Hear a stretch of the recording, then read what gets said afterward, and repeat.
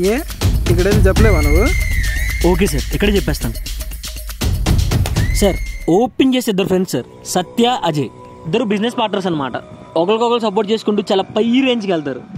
కానీ ఇక్కడ అజయ్కి సత్య వైపుతో అఫైర్ ఉంటుంది. సత్యకి అజయ్కి ఏదో బిజినెస్ క్లాష్ వచ్చి ఇద్దరు విడిపోతారు. కానీ వీళ్ళ అఫైర్ మాత్రం కంటిన్యూ అవుతానే ఉంటుంది. సత్యకి ఏదో బిజినెస్ ట్రిప్ మీద వేరే ఊరు వెళ్తాడు. కానీ అదే అనువుగా తీసుకుని అజయ్ సత్య వాళ్ళ ఇంటికి వెళ్ళి తన వైఫ్తో ఇంటిమేట్ అయ్యి ఒక ఫేవర్ అడుగుతాడు. అజయ్కి సంబంధించిన హవాలా కాగితాలన్నీ సత్య ఇంట్లో ఉంటాయి. అవన్నీ నాకు ఇచ్చే మనం ఇక్కడి నుంచి వెళ్ళిపోదాం అని చెప్పి సత్య వైఫ్ని కంపేర్ చేస్తూ ఉంటాడు. కానీ సత్య వైఫ్ దానికి ఒప్పుకోదు. వాళ్ళిద్దరికి చిన్న గొడవ జరిగిద్ది అనమాట. ఆ గొడవ పెరిగి పెద్ద అయిపోయి బై మిస్టేక్ అజయ్ సత్య వైఫ్ని చంపేస్తాడు. అప్పుడే ఇంటికి వచ్చిన సత్యకి తన వైఫ్ చచ్చిపోవడం చూసి షాక్ అయిపోతూ ఉంటాడు. చుట్టుపక్కల చూస్తే ఎవ్వరు ఉండరు. తన వైఫ్ని చంపే అవసరం ఎవరికి ఉంటుందో తెలియక అల్లాడిపోతూ ఉంటాడు. కొంచెంసేపు అయినా తేరుకొని తన వైఫ్ని తనే చంపారేమో అనుకుంటారేమో అని చెప్పి తనకు యాక్సిడెంట్కి క్రియేట్ చేద్దాం అనుకుంటాడు.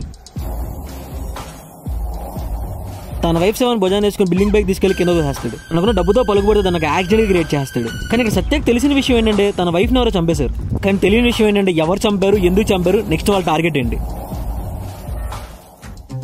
కానీ నెక్స్ట్ డేనే సత్య అజయ్ ఇంటికి కోపంగా వెళ్తాడు. ఆ కోపాన్ని చూసిన అజయ్ కత్తి పట్టుకుని అలర్ట్గా ఉంటాడు. సత్య ఏమో అజయ్ దగ్గరికి వెళ్ళి ఒక మాట చెప్తాడు.